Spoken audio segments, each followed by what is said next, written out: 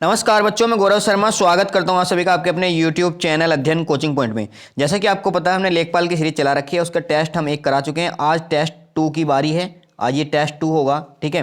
Test 1 जिसने नहीं देखा वो जाके देख सकता है, ठीक है। हम प्लेलिस्ट बना देंगे आज। तो मैं ये विश्वास आपको दिलाता हूँ, अगर आपने ये सीरीज पूरी कर ली ना तो आप 25 बाई 25 क्वेश्चन पूरे करेंगे ग्रामीण विकास से। इस बात की गारंटी है, एक बार आप देख के देखिए, ठीक है। चलिए, पहला क्वेश्चन आपका आ जाता है कि एक पक्के बीघा में कितने बिस्से होते हैं। तो इसका सही आंसर हो जाएगा ऑप्शन नंबर 3, एक पक्के बीघे में 20 बिस्से होते हैं, ठीक है। एक पक्के बीघे में 20 बिस्से होते हैं। और इसी तरह से अगर एक बिस्से में कितने विश्वांशी होते हैं, 20 विश्वांशी होते हैं, ठीक है। और मैं अगर ये पूछूं कि एक विश्वांशी में कितने कछवांशी होते हैं, 20 कछवांशी होते हैं। और एक कछवांशी में कितने अनुवांशी होते हैं, तो 20 ही अनुवांशी होते हैं, ठीक है। चलिए आगे चलते हैं, इतनी इन्फॉर्मेशन बहुत है इससे, ठीक है। नेक्स्ट क्वेश्चन आपका आ जाता है, निम्न में से किस जिले में राजस्व परिषद का मुख्यालय स्थित है, ठीक है। राजस्व परिषद का मुख्यालय की बात करी है, तो इसका सही आंसर हो जाएगा ऑप्शन नंबर 2, इलाहाबाद। इलाहाबाद में राजस्व परिषद का मुख्यालय स्थित है। वैसे तो राजस्व विभाग के अगर अकॉर्डिंग बताएं तो उसमें 10 सदस्य आते हैं, ठीक है। जिसमें से एक अध्यक्ष होता है और 2 जो होते हैं प्रशासनिक होते हैं, और जबकि 7 जो होते हैं वो न्यायिक होते हैं। 2 प्रशासनिक और 7 न्यायिक होते हैं, ठीक है। और जो प्रशासनिक हैं उनका ज़्यादातर जो है मुख्यालय लखनऊ में होता है, ठीक है। 1831 में राजस्व विभाग की स्थापना हुई थी, ये आपको पता हो जाना चाहिए। नेक्स्ट क्वेश्चन आपका आ जाता है, पटवारी प्रणाली का प्रारंभ सर्वप्रथम निम्न में से किसके शासनकाल में हुआ था। किसके शासनकाल में पटवारी प्रणाली का, ये मैंने पहले से में भी क्वेश्चन लिया था। तो इसका सही आंसर हो जाएगा ऑप्शन नंबर 2, शेरशाह सूरी के कार्यकाल में पटवारी का प्रारंभ हुआ था। अब मुझे आप ये बताइए कि पटवारी शब्द हटाकर किसने लेखपाल कर दिया है। पहली वीडियो अगर आपने मेरी नहीं देखी है तो आप उसे जाके देख लीजिए, उसमें मैंने बता रखा है टेस्ट 1 में कि किसने पटवारी शब्द को हटाकर उसकी जगह लेखपाल शब्द किया है, ठीक है। चलिए आगे चलते हैं। नेक्स्ट क्वेश्चन आपका आ जाता है कि राष्ट्रीय केला अनुसंधान केंद्र कहाँ स्थित है। राष्ट्रीय केला अनुसंधान केंद्र जो है आपका वो तिरुचिरापल्ली में स्थित है, ठीक है। चलिए भाई, नेक्स्ट क्वेश्चन, बाहर निम्न में से किसकी प्रजाति है। बाहर निम्न में से किसकी प्रजाति है, तो सही आंसर है इसका ऑप्शन नंबर 2, अरहर की प्रजाति है। कमेंट बॉक्स में आपको यह बताना है कि अरहर जो है वो किस तरह की फसल है, रबी की फसल है, खरीफ की फसल है या जायद फसलें हैं। ये बात आपको कमेंट बॉक्स में बतानी है, ठीक है। चलिए उसके बाद नेक्स्ट क्वेश्चन, निम्न में से किस फसल में जिप्सम की अधिक मात्रा आवश्यक होती है। सबसे ज़्यादा जिप्सम की मात्रा जो होती है वो मूंगफली में होती है। ऑप्शन नंबर डी इसका बिल्कुल सही आंसर हो जाएगा, मूंगफली में, ठीक है। चलिए नेक्स्ट क्वेश्चन आ जाता है आपका, निम्न में से कौन सा युग्म सही है। ये पूछा है कौन सा युग्म सही है, इसका मतलब 3 जो है गलत है, ठीक है। तो इसका जो सही आंसर हो जाएगा वो ऑप्शन नंबर 3 हो जाएगा, चंद्रा मूंगफली। ये बिल्कुल सही है, बाकी ये गलत है। अमरपाली जो है ये किसका है, ये अमरपाली आम का है, जबकि इसके सामने क्या लिखा हुआ है, अमरूद लिखा हुआ है। ललित किसका है, ये अमरूद का है। ललित किसका है, ये अमरूद का है, ये आपको पता होना चाहिए, ठीक है। और जबकि वरुण जो है ये भी आम का है। वरुण जो है ये किसकी प्रजाति है, आम की प्रजाति है, ठीक है। तो ये तीनों गलत हैं और कौन सा सही है, चंद्रा मूंगफली, ठीक है। चलिए उसके आगे चलते हैं। नेक्स्ट क्वेश्चन आपका आ जाता है, निम्न में से किसकी कमी की अवस्था में पौधों का पर फल नहीं लगते, ठीक है। एक सबसे जहरीली गैस है जो फूलों का भी रंग उड़ा देती है। ऑप्शन नंबर 20 का सही आंसर होगा, क्लोरीन एक ऐसी गैस है जो फूलों का भी रंग भी उड़ा देती है। तो इसकी जो कमी अगर हो जाती है तो उसकी वजह से जो है पौधों पर फल नहीं लगते हैं, ठीक है। नेक्स्ट क्वेश्चन आपका, नवीनतम आंकड़ों के अनुसार उत्तर प्रदेश का शुद्ध सिंचित क्षेत्रफल कितना है। जो आपके हाईलाइट है बिल्कुल न्यूनतम है 2021 के आंकड़े, उसके हिसाब से कितना है, तो ऑप्शन नंबर 20 का सही आंसर हो जाएगा। 143.3 लाख हेक्टेयर जो है उत्तर प्रदेश का टोटल सिंचित क्षेत्र है, सिंचाई होती है इतने क्षेत्र पे, ठीक है। उसके बाद आते हैं नेक्स्ट क्वेश्चन का, निम्न में से किसमें जूट उत्पादन नहीं होता है। 3 जिले ऐसे हैं जिनमें जूट उत्पादन होता है, एक जिला ऐसे जिसमें नहीं होता है बिल्कुल भी। तो इसका सही आंसर है ऑप्शन नंबर 1, पीलीभीत में जूट उत्पादन नहीं होता है, जबकि सीतापुर, रायबरेली और बहराइच में जूट का उत्पादन होता है, ठीक है। जूट उत्पादन में कौन सा राज्य प्रथम है ये आपको कमेंट बॉक्स में बताना है, ठीक है।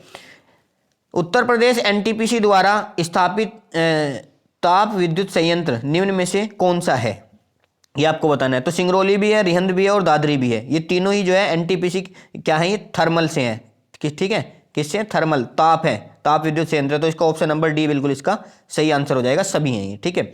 चलिए नेक्स्ट क्वेश्चन आपका आ जाता है सांसद आदर्श ग्राम योजना। सांसद आदर्श ग्राम योजना प्रधानमंत्री मोदी ने कब इसकी स्टार्टिंग की थी? तो इसका सही आंसर हो जाएगा ऑप्शन नंबर एक 11 अक्टूबर 2014।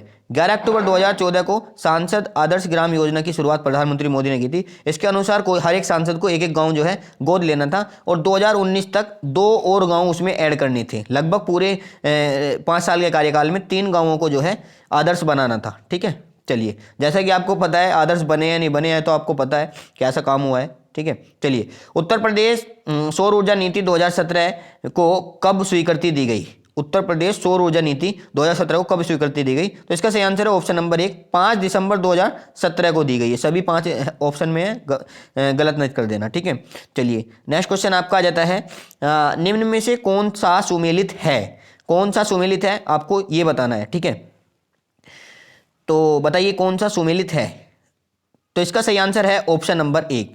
सब एक ऑप्शन नंबर एक ही जो है सुमेलित है। सैयद सालार ये कहाँ लगता है? ये बहराइच में लगता है मेला, ठीक है। और ये इनकी दरगाह भी इनकी यहाँ पे है, ठीक है।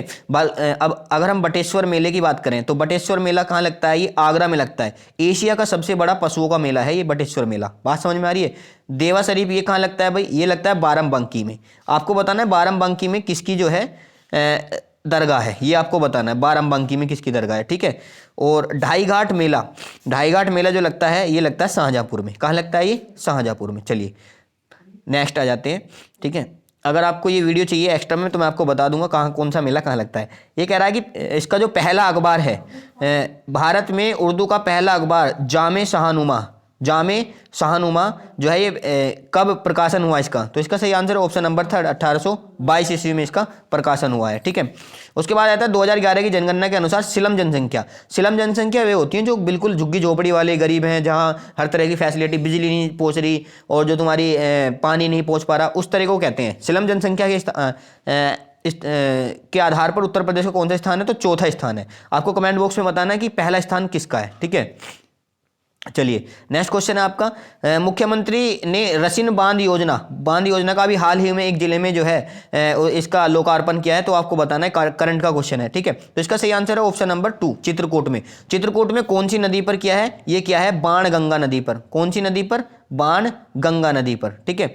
आइए उसके बाद चलते हैं उत्तर प्रदेश में कुल कितने मंडल हैं? बहुत ही सिंपल क्वेश्चन है, सभी को पता होगा ये तो। इसका सही आंसर है option number B. Uttar Pradesh में कितने मंडल हैं? 18 मंडल हैं। बात समझ में आ रही है? चलिए उसके बाद नेक्स्ट क्वेश्चन आ जाता है आपका निम्न में से किस वर्ष ग्रामीण अभियंत्रण विभाग का गठन हुआ था? तो 1971, 1972, 1973, 1974। ये क्वेश्चन आपके लिए है। कमेंट बॉक्स में इसका आंसर बताना है फटाफट मुझे, ठीक है।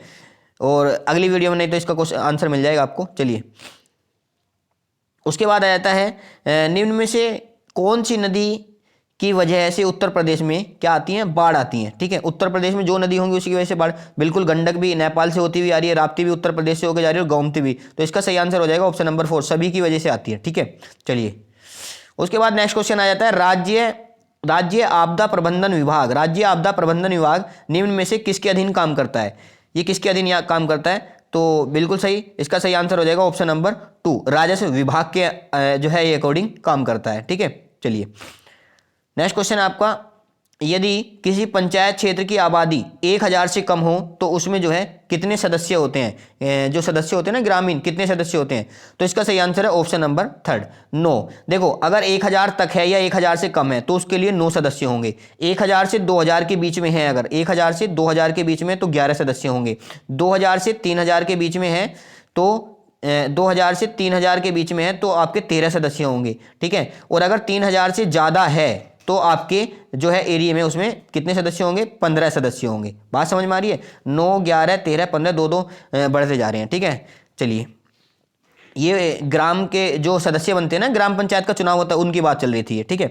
निम्न में से कौन सा कथन जिला पंचायत के लिए सत्य है? जिला पंचायत के लिए पूछा है। इसके सदस्यों का चुनाव प्रत्यक्ष रूप से, बिल्कुल प्रत्यक्ष रूप का मतलब होता है कि जो वोटर्स वोट डालते हैं, मतदाता वोट डालते हैं, इसमें आम जनता वोट डालती है। बिल्कुल सही बात है, आम जनता वोट डालती है जिला पंचायत के सदस्यों को, ठीक है। उसके बाद कह रहा है ये जिला पंचायत प्रत्येक जिले में गठित होती है। बिल्कुल हर जिले में जिला पंचायत गठित होती है। उसके बाद कह रहा है जिला पंचायत व क्षेत्र के अंतर्गत 6 समितियों का गठन होता है। वेरी इंपॉर्टेंट बात यही है कि इसके अंतर्गत 6 समितियों का गठन होता है। बिल्कुल सही बात है, तो सारी बातें इसमें सही है, ऑप्शन नंबर डी इसका सही आंसर हो जाएगा। ठीक है सभी। चलिए उसके बाद नेक्स्ट क्वेश्चन आ जाता है आपका, एक ग्राम विकास अधिकारी। ग्राम विकास अधिकारी मतलब वीडीओ, विलेज डेवलपमेंट ऑफिसर। ठीक है, जिसे आप सेक्रेटरी भी कह देते हैं आम भाषा में थोड़ा सा।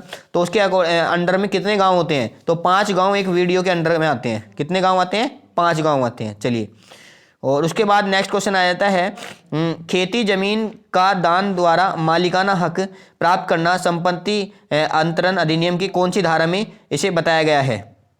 ठीक है, तो इसका सही आंसर है ऑप्शन नंबर थर्ड, 122, धारा 122 में इसके बारे में जिक्र किया गया है। उसके बाद नेक्स्ट क्वेश्चन है, पटवारी इंफॉर्मेशन सिस्टम नामक जो सॉफ्टवेयर है ये कब लॉन्च किया गया था? इसका सही आंसर है ऑप्शन नंबर 2, 2005 में पटवारी इंफॉर्मेशन सिस्टम जो है लॉन्च किया गया था। ठीक है, उसके बाद नेक्स्ट क्वेश्चन आ जाता है, उत्तर प्रदेश जोत अधिनियम, उत्तर प्रदेश जोत अधिनियम कब लागू किया गया? तो इसका सही आंसर है, मतलब चकबंदी अधिनियम जो था, इसका सही आंसर है ऑप्शन नंबर, ये पूछा गया किस वर्ष बनाया गया, तो 1953 में तो ये बना था, जबकि लागू जो किया गया था ये 1954 में किया गया था। ये आपको ध्यान रख लेना, इसका जो आंसर है वो तो 1953 है, 1953 में बनके तैयार हुआ था और लागू 1954 में। आपको ये बताना है कि सबसे पहले कहाँ लागू किया गया, सबसे पहले आप कहाँ लागू किया, ये पहला पार्ट जिसने भी देखा होगा वो इसका सही आंसर बता देगा। सबसे पहले किस जिले में, 2 जिलों में एक साथ किया गया था। ठीक है, उसके बाद आ जाते हैं नेक्स्ट क्वेश्चन, उत्तर प्रदेश भू राजस्व अधिनियम की कौन सी धारा अप्रत्यक्ष रूप से खतौनी होता है, एक वार्षिक रजिस्टर होता है। ठीक है, तो उसे कौन सी धारा के अकॉर्डिंग उसे बताया गया है?